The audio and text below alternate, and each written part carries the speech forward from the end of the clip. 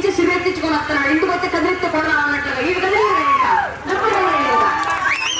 Situation వాళ్ళ పల్లెల్లో ప్రతి ఇంట్లో నెలకొని నేను కళ్ళారా చూస్తున్న చాలా చోట్ల అట్లాంటి సిచ్యువేషన్ వాళ్ళు నెలకొని ఉంది.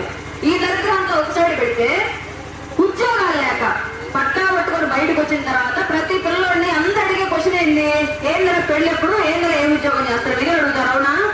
ఈ పెళ్లి అనే కాన్సెప్ట్ కి ఉద్యోగం అనే కాన్సెప్ట్ ముడిపడి ఉండడం మూలంగా ఆడ ఉద్యోగం రాక ఇంట్లో వాళ్ళు పెళ్లి చేయక అతి దగ్గరలో దొరుకుతున్న ఏకైక మత్తు పదార్థం గంజాయి. 10 రూపాయలకి దొరికింది, 10 దొరికింది.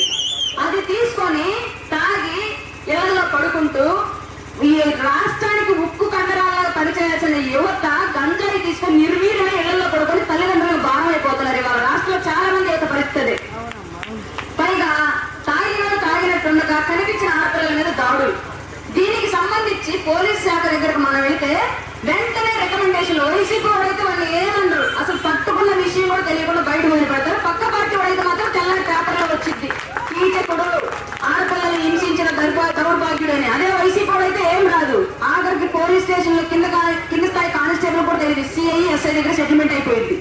ఇట్లాంటి దౌర్భాగ్య కారణాలు ఈ రాష్ట్రంలో నడుపుతున్న జగన్మోహన్ రెడ్డి యొక్క అరాచకపు పాలననే తుదముట్టించాలి అంటే ఎంతటి వాడినైనా ఎదిరించి మనందరి కోసం నిస్వార్థంగా నిలబట్టి. కానీ నేను కాపురు కాదు కాబట్టి ధైర్యంగా చెప్తున్నాను, ప్రతి కులానికి బీసీలకి ఎస్సీలకి ఎస్టీలకి మైనార్టీలకు కూడా ఇవాళ పవన్ కళ్యాణ్ గారు అవసరం ఉంది. సొంత కులాన్ని ఎత్తించుకుని మిగతా కులాలందరికీ ప్రభుత్వాలకి ఇంత చరమగీతం పాడేద్దాం. అన్ని కులాలను సమానంగా రాష్ట్రంలో ముందుకు నడిపించగలిగే పవన్ కళ్యాణ్ గారికి అధికారం ఇద్దాం. గుర్తుపెట్టుకోండి, ఇవాళ రాష్ట్రంలో ఉన్న ప్రతి సామాన్యుడు అన్ని హక్కులను పొందగలగాలి. విద్య వైద్యం అందరికీ అందుబాటులో ఉండాలి. రాష్ట్రంలో రోడ్లు ప్రాజెక్టులు అన్ని మనందరికి అనుకూలంగా ఉండాలి. ప్రతి రైతు కన్నీళ్లు పెట్టక ముందే, ప్రతి రైతు అప్పుల పాలు అవ్వక ముందే కొన్న పంట సాయం చేతికి రావాలి.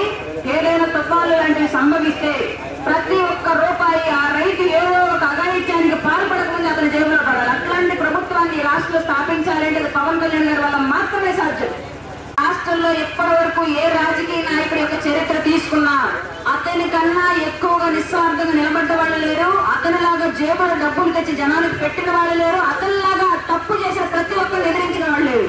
కాబట్టి మీకు ఎలాంటి సందేహాలు అక్కర్లేదు. మీరు ఏ కులంలో ఉండి ఏ ప్రాంతంలో ఉండి ఆంధ్ర రాష్ట్ర ఓటరు కనుక అయితే రాబోయే రోజుల్లో 24 జరిగే ఎలక్షన్ లో మీ ఓటు జనసేన టీడీపీ ఉమ్మడి అభ్యర్థికే పడాలి.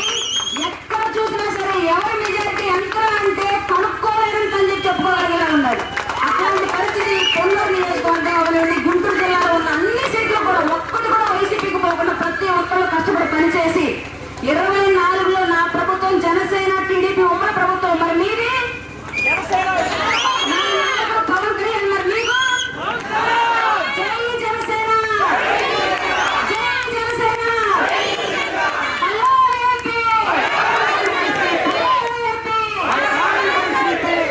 నాకు ఈ అవకాశం ఇచ్చినందుకు, అలాగే ఈ కార్యక్రమాన్ని ఇంత గ్రాండ్ ఇక్కడ ఆర్గనైజ్ చేసినందుకు ఆర్గనైజింగ్ కమిటీ వాళ్ళందరికీ కూడా ప్రత్యేకించి జనసేన పార్టీ తరఫున కృతజ్ఞతలు తెలియజేసుకుంటున్నాను.